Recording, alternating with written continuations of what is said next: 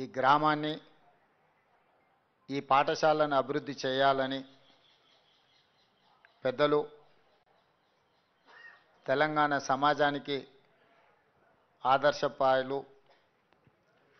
Professor Haragopal గారు వారి నేతృత్వంలో ఈ గ్రామానికి సంబంధించిన పెద్దలు వచ్చి నాకు కలిసి ఈ పాఠశాల యొక్క గొప్పతనాన్ని వివరించడం జరిగింది. నాకు ఆశ్చర్యం అనిపించి నిజంగా 150 సంవత్సరాలు పూర్తి చేసుకున్న ప్రభుత్వ పాఠశాల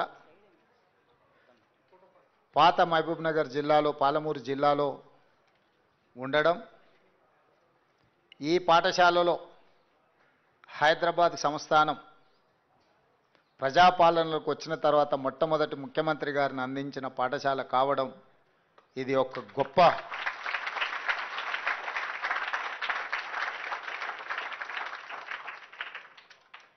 అట్లాంటి పాఠశాలకు నాతో పాటు ఈరోజు ప్రొఫెసర్ కోదండరామ్ గారిని, మహేందర్ రెడ్డి గారిని, ఎమ్మెల్సీ దామోదర్ రెడ్డి గారిని, మీ స్థానిక శాసనసభ్యులు ఈర్లపల్లి శంకర్ గారిని, కార్పొరేషన్ చైర్మన్ నరసింహారెడ్డి గారిని, ఇతర అధికారులందరినీ గ్రామ ప్రజలందరూ ఆహ్వానించి ఈ కార్యక్రమంలో పాల్గొనే ఒక గొప్ప అవకాశం మాకందరికీ దక్కింది. ఎన్నో పాఠశాలలు, ఎన్నో కళాశాలలు, ఎన్నో యూనివర్సిటీలకు ప్రారంభోత్సవ కార్యక్రమాలలో మేము పాల్గొంటుండొచ్చు భవిష్యత్తులో, గతంలో. కానీ 150 సంవత్సరాల చరిత్ర కలిగిన ఈ చరిత్ర కలిగిన పాఠశాల నుంచి హైదరాబాద్ సంస్థానం ప్రజాస్వామ్య రాష్ట్రంగా ఏర్పడ్డ మొట్టమొదటి ముఖ్యమంత్రిని అందించి, అదేవిధంగా మర్రి చెన్నారెడ్డి గారిని, అదేవిధంగా సత్యనారాయణ రెడ్డి గారిని, శ్రీనివాసరావు మంత్రి గారిని చాలామంది పాఠశాల మనకు అందించడం జరిగింది. ఆనాడు ఉర్దూ మీడియంతో ప్రారంభమైన ఈ పాఠశాల ఈనాడు ఈ సమాజానికి అవసరమైన మేధా సంపత్తును అందించడానికి ఇంకా కృషి చేస్తూనే ఉంది. వాస్తవంగా ప్రొఫెసర్ హరగోపాల్ గారు చెప్పినట్టు ఆనాడు చంద్రబాబు నాయుడు గారు, ఇతర ముఖ్యమంత్రులు ఈ గ్రామ అభివృద్ధి కోసం ఆనాడు జూనియర్ కళాశాలను ఇవ్వడం కానీ, రకరకాల ఈ గ్రామంలో తుర్రఖాన్ బాజ్ని ఈ గ్రామంలోనే నిజాంకు వ్యతిరేకంగా పోరాటం చేస్తుంటే స్వేచ్ఛ కోసం వారు నిరంతరం కృషి చేస్తుంటే గ్రామంలో అరెస్టు చేయడమే కాకుండా ఆనాడే గ్రామంలో పోలీస్ స్టేషన్, ఒక గ్రంథాలయం, అభివృద్ధి కార్యక్రమాలకు సంబంధించి గ్రామానికి ఇచ్చిండ్రు. మరి ఈరోజు తెలంగాణ రాష్ట్రం వచ్చిన తర్వాత ఈ గ్రామము, ఈ పాఠశాలను అద్భుతంగా అభివృద్ధి చేసుకొని భవిష్యత్ తరాలకు ఇది ఒక చరిత్రగా అందించాల్సిన బాధ్యత రాష్ట్ర ప్రభుత్వాల మీద ఉండే. కానీ గత ప్రభుత్వం పూర్తి స్థాయిలో దృష్టి పెట్టకపోవడం వల్ల ఈనాడు ప్రొఫెసర్ హరగోపాల్ గారు నా దృష్టికి తీసుకొస్తే తక్షణమే సార్ మీరు చెప్పాల్సిన అవసరం లేదు, ఆ గ్రామానికి అవసరమైన అన్ని అభివృద్ధి కార్యక్రమాలను ఇద్దాం, ఈ పాఠశాలలో ఇంకా ఈ రాష్ట్ర ఈ దేశ భవిష్యత్తును నిర్మించగలిగిన విద్యార్థులను తయారు చేయడానికి అవసరమైన ప్రోత్సాహాన్ని ఇవ్వడం నా బాధ్యత. బూరుగుల రామకృష్ణారావు గారి తర్వాత మళ్ళీ తెలంగాణ రాష్ట్రానికి ముఖ్యమంత్రి అయ్యే అవకాశం ఈ పాలమూరు బిడ్డకు దక్కింది. ఇది పాలమూరు జిల్లా యొక్క ప్రతిష్ట, పాలమూరు జిల్లా యొక్క గౌరవం. ఈ ప్రతిష్టను, ఈ గౌరవాన్ని నిలబెట్టే బాధ్యత నా మీద ఉన్నది.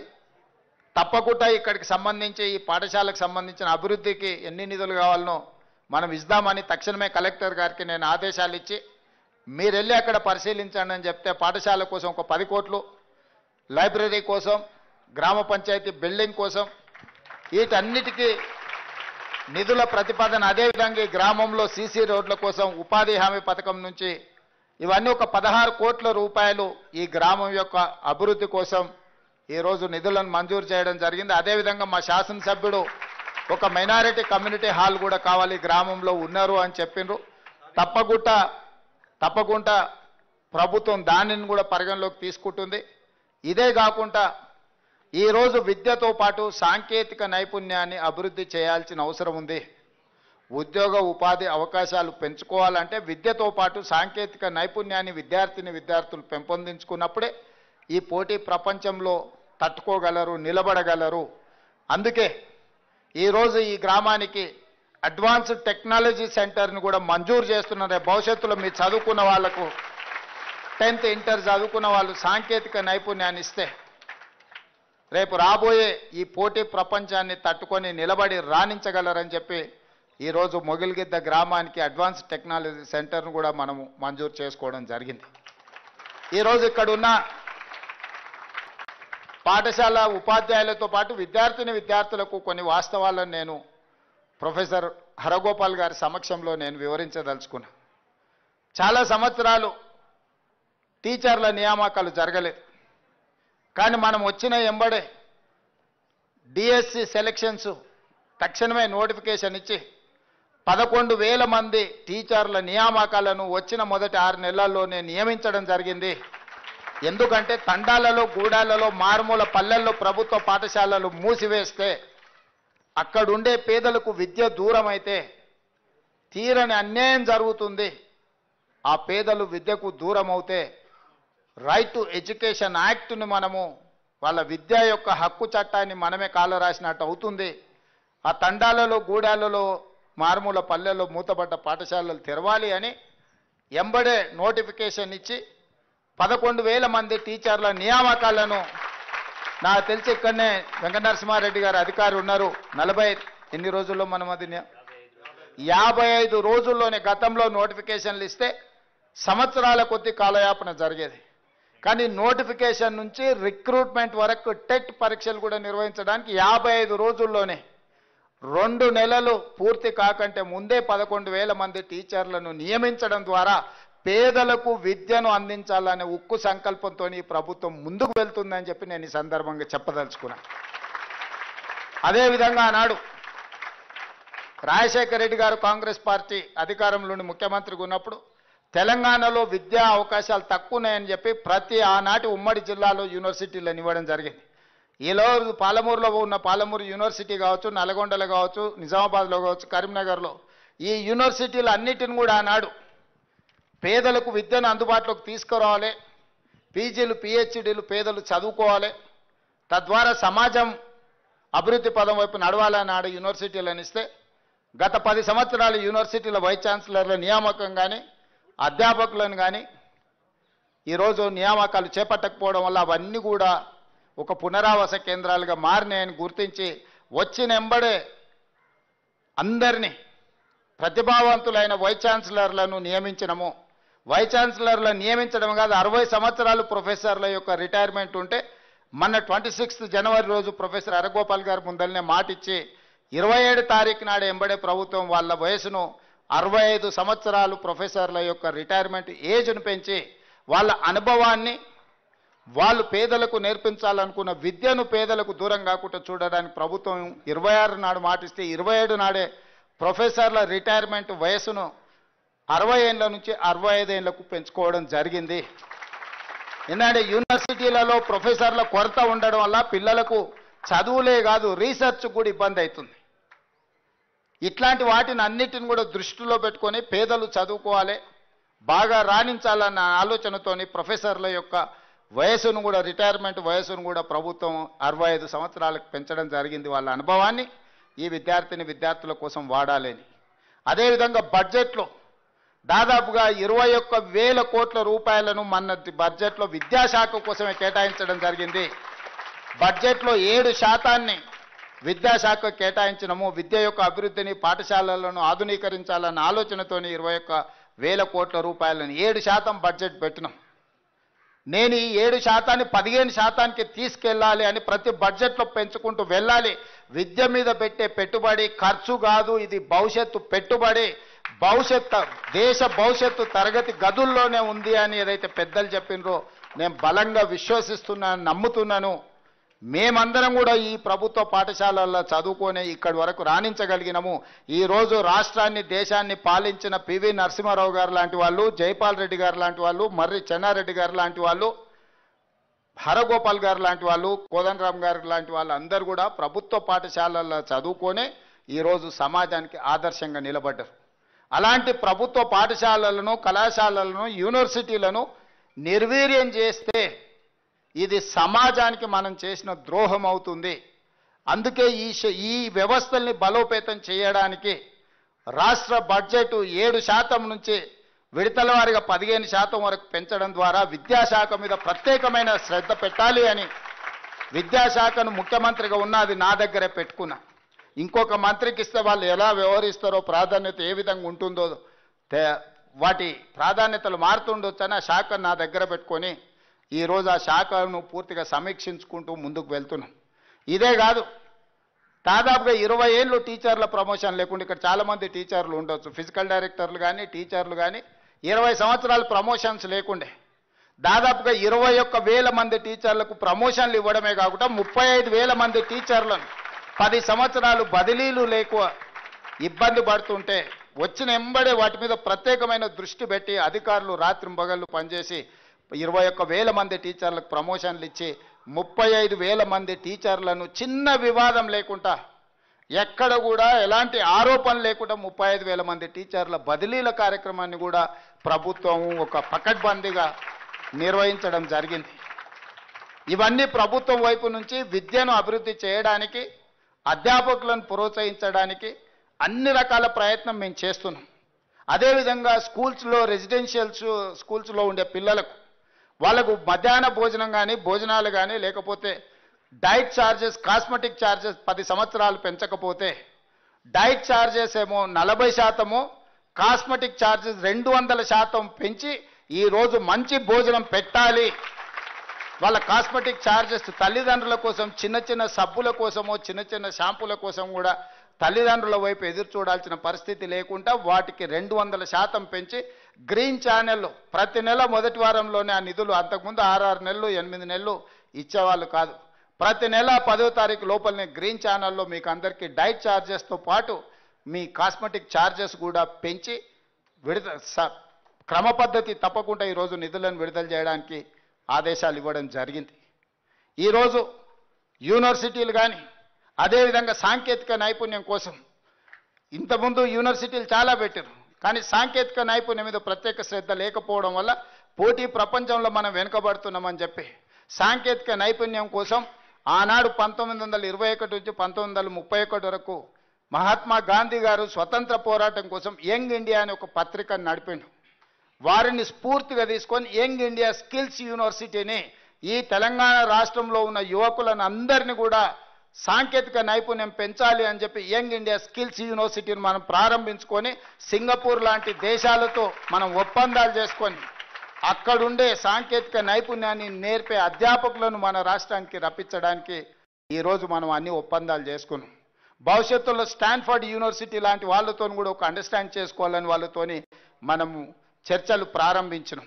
అంటే ప్రపంచ దేశాలలో, అభివృద్ధి చెందిన దేశాలలో విద్యతో పాటు సాంకేతిక నైపుణ్యం ఏ విధంగా ముందుకు వెళ్తుందో అక్కడ ఉన్న వాటిని నేర్చుకోవడమే కాకుండా అక్కడ నేర్పించే వాళ్ళని మన రాష్ట్రానికి తీసుకొచ్చి మన విద్యార్థులకు నేర్పించాలని ఇవాళ మన ప్రభుత్వం ఒప్పందం చేసింది. మన సింగపూర్ నేను పోయి ప్రత్యేకంగా ప్రభుత్వంతో ఒప్పందం చేసుకొని వచ్చిన.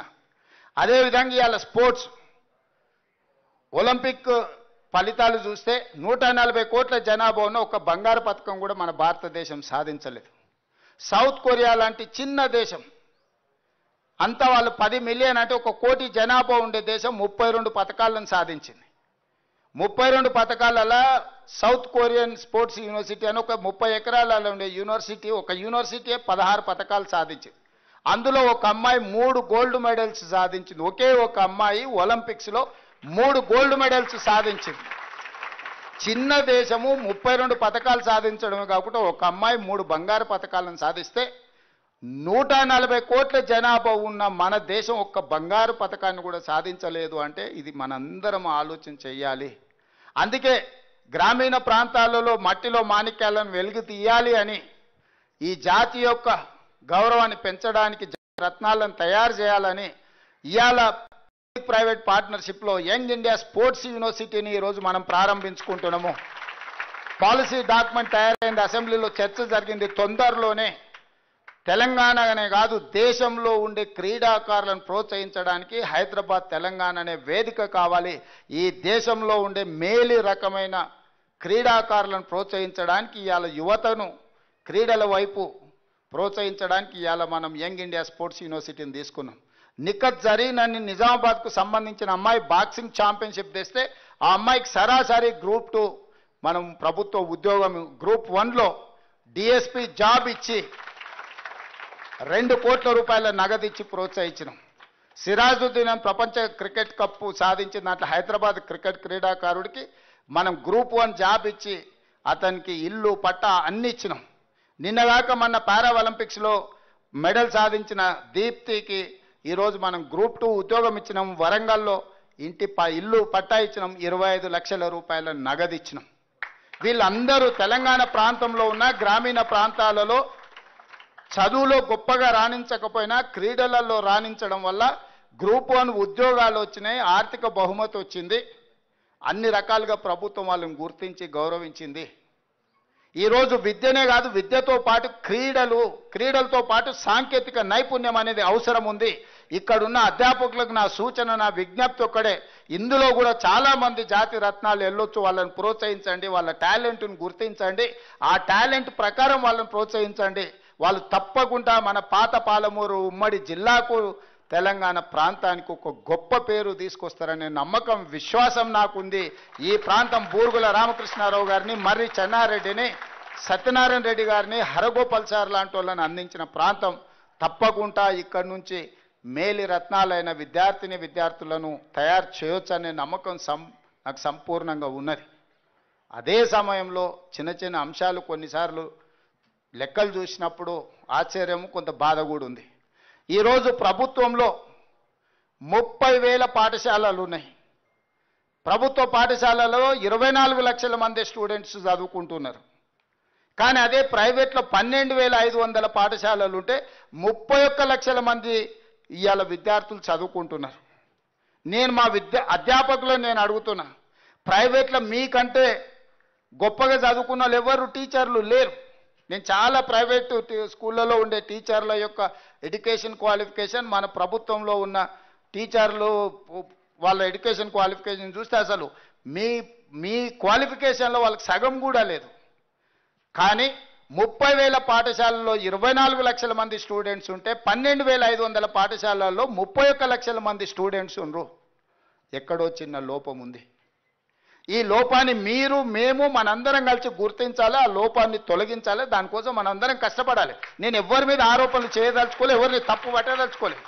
ఇది మన వ్యవస్థలో ఉన్న లోపం, సవరించుకోవాల్సిన బాధ్యత మన మీద ఉన్నది. ఈరోజు యూనివర్సిటీలు కూడా అన్ని డీఫంక్ట్ అయిపోయినాయి. యూనివర్సిటీలో ఒకప్పుడు తెలంగాణ సమాజంలో ఏది వచ్చినా సమాజం యొక్క సమస్యను కూడా విద్యార్థులు వెలికి తీసి పోరాటాలు చేసి ఆదర్శంగా నిలబడ్డారు. ఇలా తెలంగాణ రాష్ట్రం వచ్చిందంటే యూనివర్సిటీల ప్రొఫెసర్లు, యూనివర్సిటీ విద్యార్థులు పోరాటాలు చేసిండ్రు, అమరులైంది కాబట్టి తెలంగాణ రాష్ట్రాన్ని సాధించుకున్నాం. ఒక స్ఫూర్తినిచ్చిన ఆనాడు కాకతీయ ఉస్మానియా యూనివర్సిటీ. మరి ఈరోజు అవి కొద్దిగా వాటి ప్రభావం కోల్పోతున్నాయి. ఇది మన సమాజానికి తీరని నష్టం జరుగుద్ది. విద్య కార్పొరేటీకరణ అయిపోతే వ్యవస్థ యొక్క సామాజిక బాధ్యతను మనం మర్చిపోతాము. దీని కార్పొరేటీకరణ చేయకుండా వీలైనంత మేరకు విద్యను ఉచితంగా పేదలకు అందించాల్సిన, నాణ్యమైన విద్యను పేదలకు అందించాల్సిన బాధ్యత ఇది ప్రభుత్వానిది. ప్రభుత్వం తీసుకోవాలి. మీ సోదరుడుగా, మీ అన్నగా నేను మీకు మాట ఇస్తున్నా, మీకు నాణ్యమైన విద్యను అందించడానికి ప్రభుత్వం సంపూర్ణంగా ప్రయత్నం చేస్తుంది. అన్ని రకాలుగా ప్రభుత్వ పాఠశాలలను, ప్రభుత్వ కళాశాలలను, ప్రభుత్వ యూనివర్సిటీలను అన్ని రకాలుగా బలోపేతం చేయడానికి మా ప్రభుత్వం సిద్ధంగా ఉన్నది. మీరందరూ ప్రభుత్వ పాఠశాలలను ప్రోత్సహించండి. టీచర్లకు కూడా నా విజ్ఞప్తి, వీలైనంత మేరకు మీరు స్థానికంగా ఉండి పిల్లల్ని పాఠశాల అయిపోయిన తర్వాత కూడా వాళ్ళను ట్యూషన్స్ లాగానో టాలెంట్ ఉన్న వాళ్ళను కొంత ఎంకరేజ్ చేయడానికి అవసరమైన ప్రణాళికలు సిద్ధం చేసుకోండి. దానివల్ల ఈ పునర్నిర్మాణంలో వాళ్ళు భాగస్వాములు అవుతారు. ఇవాళ ఆ రకంగా మనం ప్రత్యేకమైన ప్రణాళికలు తీసుకొని మన పిల్లల్ని ప్రోత్సహించాలి. వీళ్ళందరూ మన కుటుంబ సభ్యులు, రేపు వీళ్ళే ఈ రాష్ట్రాన్ని నడిపించే వాళ్ళు అవుతారు. ఇది ఒక తరం. ప్రొఫెసర్ హరగోపాల్ గారిది, జయపాల్ రెడ్డి గారిది ఒక తరం. వారికంటే ముందు బూరుగుల రామకృష్ణారావు గారు, మరి చెన్నారెడ్డి గారు, వాళ్ళది ఒక తరం. ఆ తర్వాతి తరం నాది, శంకర్ది, మహేందర్ రెడ్డి గారిది అయితే మా తర్వాతి తరం వీళ్ళు రేపు తెలంగాణకు మంచి భవిష్యత్తును ఇవ్వగలిగిన వాళ్ళు వీళ్ళే. వీళ్ళందరినీ కూడా ప్రోత్సహించాలి. ఈ పాఠశాలల యొక్క గౌరవం తగ్గకుండా ప్రభుత్వ పాఠశాలల యొక్క ప్రతిష్ట పెంచడానికి ప్రభుత్వ ఉపాధ్యాయులు, ఇక్కడున్న సిబ్బంది అందరూ కృషి చేయాలి. మీకు పాఠశాలల్లో ఉచిత కరెంటు నేను వచ్చిన తర్వాతనే ఇచ్చినాం. పాఠశాలల్లో స్కావెంజర్స్ లేక టీచర్లే ఊడ్చుకొని టీచర్లే గంట కొట్టుకున్న పరిస్థితి నుంచి సెల్ఫ్ హెల్ప్ గ్రూపులకు వాళ్ళకు నగదు ఇచ్చి వాళ్ళు వచ్చి మీకు ఆ సేవలను అందించడానికి ఇవి చిన్నగా కనిపించవచ్చు, కానీ మానసికంగా చాలా ఇబ్బందిని కలిగిస్తాయి. ఆడపిల్లలు పాఠశాలకు వస్తే టాయిలెట్స్ లేకపోతే ఎంత ఇబ్బంది ఉంటుందో అది అనుభవిస్తే తప్ప అర్థంగా చెప్తే చిన్నగా కనిపించవచ్చు. ఇట్లాంటి వాటిని అన్నిటిని పరిష్కరించే వాళ్ళను, ఊడ్చే వాళ్ళను, తూడ్చే వాళ్ళను, గంట కొట్టే వాళ్ళను మీకు కరెంట్ ఎక్కడెక్కడో ఉచితంగా ఇస్తున్నాం. కానీ భవిష్యత్తు నిర్మాణం తరగతి గదుల్లోనే దేశ భవిష్యత్తు ఉందన్నప్పుడు పాఠశాలలకు ఉచిత కరెంట్ ఇవ్వకపోవడం తప్పు. తక్షణమే మీరు ఉచిత కరెంట్ అన్ని పాఠశాలలు వాటి ప్రభుత్వం లక్షలు పెట్టి కంప్యూటర్లు కొనిస్తుంది, కానీ ఆ కంప్యూటర్లు నడపడానికి అవసరమైన విద్యుత్తుని ఇవ్వడానికి ప్రభుత్వము బిల్లులు కడతారా మీరు అని అడుగుతుంది. ఇట్లాంటి కొన్ని లోపాలను మనం సవరించుకుని ఇంకా ముందు కూడా ఇట్లాంటివి ఏమైనా ఉంటే వీటిని మనం సవరించుకొని ముందుకు వెళ్దాం. విద్య మీద ప్రత్యేకంగా ఫోకస్ పెడదాం, సాంకేతిక నైపుణ్యం మీద పెడదాం, క్రీడల మీద పెడదాం. మీ అందరినీ ప్రోత్సహించే బాధ్యత నాది. మరొక్కసారి ఇక్కడున్న విద్యార్థులందరినీ కూడా మనస్ఫూర్తిగా అభినందిస్తున్నాం. మీరు అదృష్టవంతులు. ఇక్కడ బూరుగుల రామకృష్ణారావు గారు, హరగోపాల్ గారు చదువుకున్న పాఠశాలల్లో మీకు చదువుకునే అవకాశం ఉంది. మీ పాఠశాలకు 150 సంవత్సరాల ఒక చరిత్ర ఉంది. ఇంత చరిత్ర కలిగిన పాఠశాలలో పనిచేసే ఉపాధ్యాయులు అదేవిధంగా చదువుకుంటున్న విద్యార్థులు అందరూ కూడా గొప్పగా గర్వంగా మీరు చెప్పుకోవచ్చు. బూరుగుల రామకృష్ణారావు గారి పాఠశాలలో మేము పనిచేస్తున్నాం, హరగోపాల్ సార్ లాంటి వాళ్ళు చదువుకున్న పాఠశాలలో మేము చదువుకుంటున్నాం అని చెప్పుకునే ఒక గొప్ప అవకాశం మీకు వచ్చింది. మీరు ఖచ్చితంగా